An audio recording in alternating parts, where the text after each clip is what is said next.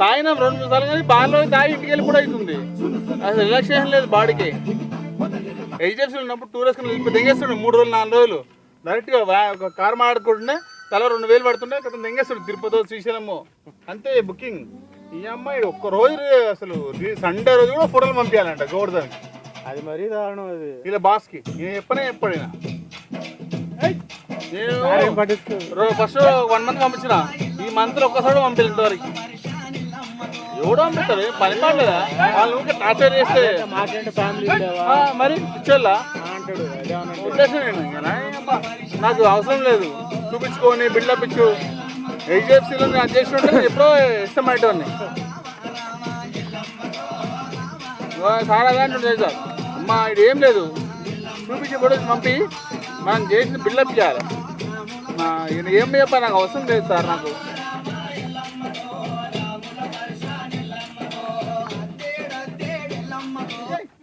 చాలుందా ఇంకా చాలుందా కొంచెం ఉందా ఏమో చూడండి.